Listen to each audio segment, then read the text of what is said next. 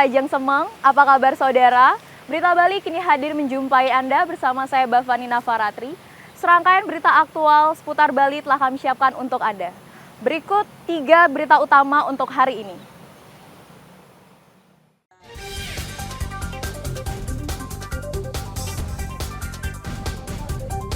Tiga ekor sapi mati bersamaan di Desa Tegal Badeng, Jembrana.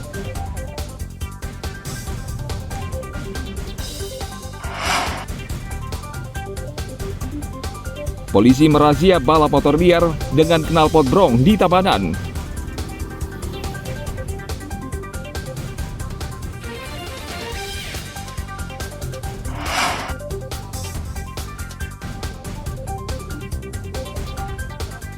Menjelang tahun baru Imlek, umat bergotong royong membersihkan arca para dewa di Kongco.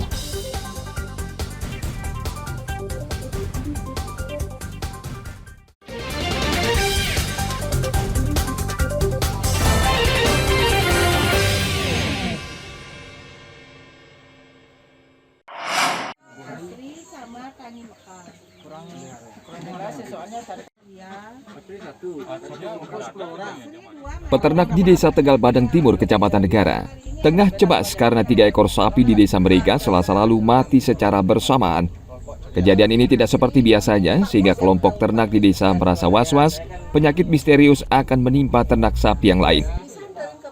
Salah satu peternak, Tibian Hadi, mengatakan sapi miliknya sempat sakit beberapa hari dan dibawa ke dokter, namun akhirnya mati dan penyakitnya tidak diketahui.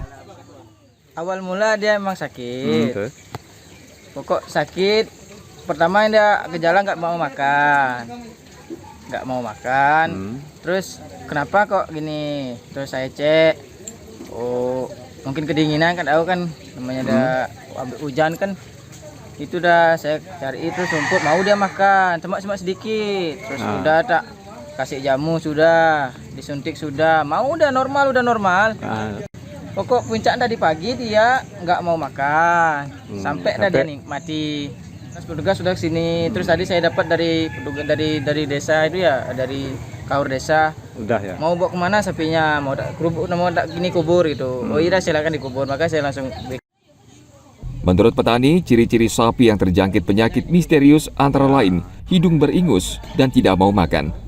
Untuk mengantisipasi penularan, petani langsung mengubur 3 ekor sapi yang mati mendadak. Peternak juga sudah melaporkan kejadian tersebut ke petugas desa untuk diteruskan ke dinas terkait. Tim Liputan melaporkan dari Kabupaten Jembrana.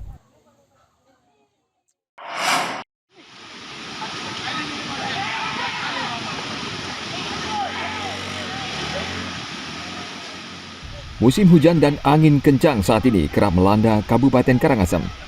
Pemerintah Kabupaten Karangasem mengimbau warga yang tinggal di daerah rawan bencana banjir dan longsor agar waspada dan sedapat mungkin meninggalkan daerah tersebut sementara.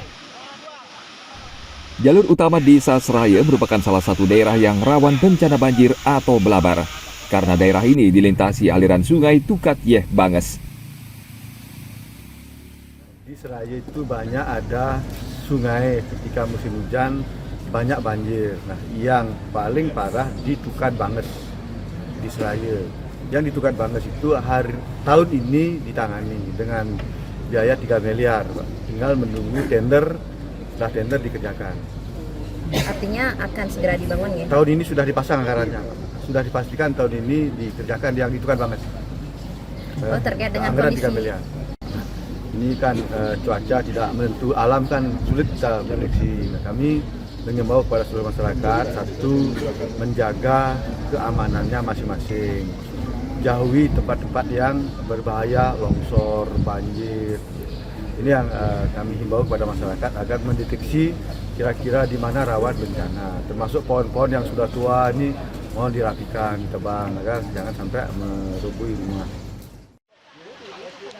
Bupati IGD Dana sekali lagi mengimbau warga untuk meningkatkan kewaspadaan karena saat ini hujan terus turun dengan intensitas tinggi dari pagi hingga malam hari. Tim Liputan melaporkan dari Kabupaten Karangasem.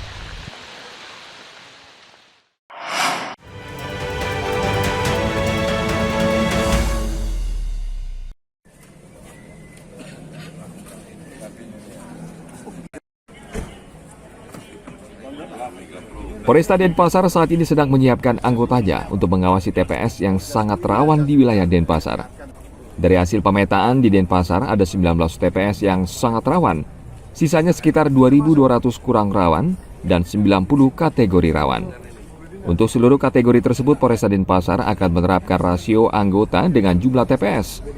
Misalnya untuk TPS kurang rawan akan ditugaskan 2 anggota untuk mengamankan 6 TPS dibantu 12 anggota Linmas.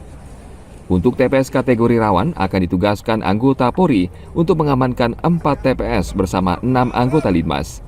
Dan untuk TPS sangat rawan, Polresta akan menugaskan 2 anggota untuk mengamankan 3 TPS dibantu 3 anggota Linmas. Personil ataupun pasukan untuk melaksanakan PAM di TPS, di mana personil yang ditempatkan yaitu dengan pola sangat rawan, rawan, dan kurang rawan, di mana yang kurang rawan 2 personil Polri, 6 TPS, dan 12 Linmas. Untuk yang rawan 2 personil Polri, 4 TPS, dan 6 Linmas. Untuk yang sangat rawan 2 personil Polri, 3 TPS, dan 3 Linmas. Itu mungkin yang dapat kami berikan acara yang kami laksanakan pada pagi hari ini di wilayah hukum Polresta Denpasar. Pemetaan wilayah rawan tadi di mana aja, Pak? Sudah ada? Untuk wilayah yang kita kategorikan itu berdasarkan ada 19 TPS, di mana klasifikasinya yang menurut kami yaitu mungkin di situ sering terjadi tindak pidana. Salah satu contohnya seperti itu. Termasuk rawan atau sangat rawan itu, Pak? Kalau seperti itu? Itu sangat rawan. Dalam pemungutan suara nanti, Polri akan menggerakkan sekitar 790 anggota Polresta Denpasar untuk mengamankan sekitar 2.300 TPS yang tersebar di wilayah hukum Polresta Denpasar, di Kota Denpasar dan Badung Selatan. Dan seluruh personil sudah berada di lokasi TPS sehari sebelum pemungutan suara. Tim Liputan melaporkan dari Kota Denpasar.